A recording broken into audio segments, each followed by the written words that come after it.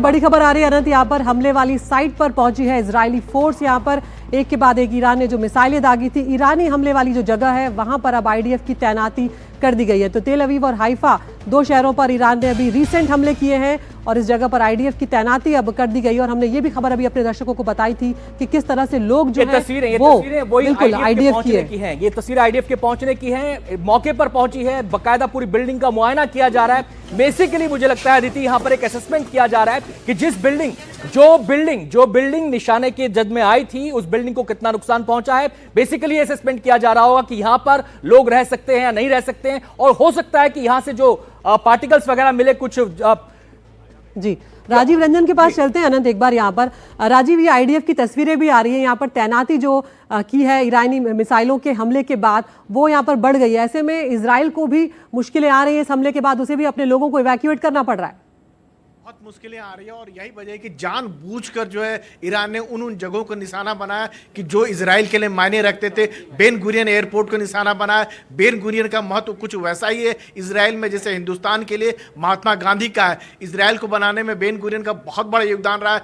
Israel के पहले राष्ट्रपति रहे। और तेल अवीव पर हमला करना, तेल अवीव यानी जो है इजराइल का जो एक आर्थिक राजधानी जिसको कह सकते हैं, बड़े बड़े जो प्रतिष्ठान है वो इजराइल के वो तेल अवीव में है। तो कहीं ना कहीं हमला करके दर्शाने की कोशिश कर रहा है कि इजराइल में भी अफरा तफरी का माहौल है और पूरा ग्राउंड सिचुएशन का एसेस करने के लिए जो इजराइल डिफेंस फोर्स के लोग आए हैं, कौन से मिसाइल से हमला किया है, वो कितना खतरनाक है, कितना नुकसान पहुंचा है, और अब हमें एहतियात क्या क्या बरतना चाहिए, और हमारे जो एयर डिफेंस फोर्स है वो क्यों नहीं से रोक पाए। तो ये सारे सिचुएशन का मुआयना करने के लिए जो इजरायली डिफेंस फोर्स है वो घटनास्थल पर पहुंची हुई है। आते हैं राजीव आपके पास, एक और तस्वीरें फिर से दिखाइए इजराइल डिफेंस फोर्स की जो कि मौके पर पहुंची है हमले के बाद। आप देखिए कि एक बिल्डिंग का यहां पर मुआयना किया जा रहा है, पूरे साजो सामान के साथ इजरायली फोर्स यहां पर आई है। और जैसे कि राजीव बता रहे थे, कोशिश यहां पर यह की जाएगी कि किस किस्म के मिसाइल का यहां पर इस्तेमाल किया गया ये असेस किया जाए। दूसरी बात यह असेस किया जाए कि यहां पर बिल्डिंग में कितना नुकसान हुआ था। तीसरी बात यह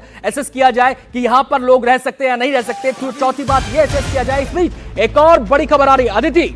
बिल्कुल, तो अब ईरान के हमले के बाद इजराइल में रेस्क्यू ऑपरेशन शुरू हो गया। जो तस्वीरें हम आपको दिखा रहे थे आईडीएफ की, वो उसी का एक हिस्सा है। और अब रेस्क्यू ऑपरेशन भी यहाँ पर शुरू कर दिया गया है क्योंकि कई घर तबाह हुए हैं। जो रिहायशी इलाका था वो निशाने पर आया था। ऐसे में लोग जो है इसीलिए वहां से हटाए जा रहे हैं, सुरक्षित जगहों पर ले जाए जा रहे हैं। और अब रेस्क्यू ऑपरेशन यहाँ पर इजरायली फोर्सेज ने शुरू कर दिया है। एक के बाद एक सबसे ज़्यादा यहाँ पर बड़ी जिम्मेदारी इस वक्त ये होगी कि कोई अगर गंभीर रूप से घायल हुआ है तो उसे तो तत्काल अस्पताल पहुँचा दिया जाए। हताहत होने की अब तक इजराइल में किसी की भी खबर नहीं आई है और यही इजराइल की तैयारी की स्थिति को बताता है। लेकिन ये तस्वीरें ये भी बता रही हैं कि बड़ा नुकसान इजराइल को ईरान ने पहुंचाया है। एक के बाद एक कई मिसाइलें दागी हैं और उसके बाद ये स्थिति और आईडीएफ की तैनाती यहाँ पर हो गई है। तो सबसे बड़ी कवरेज एनडीटीवी इंडिया पर हम आपको दिखा रहे हैं। तेल अवीव से सीधी तस्वीरें यहाँ पर आई है, जहाँ पर हमला हुआ है वहाँ पर इजराइल की फोर्स पहुंच गई है। रेस्क्यू ऑपरेशन यहाँ पर शुरू कर दिया गया है। और अंत यहाँ पर यह भी अनंत देखा जाएगा कि क्या कहीं ये जो इमारत नेस्तनाबूद हुई है, इमारत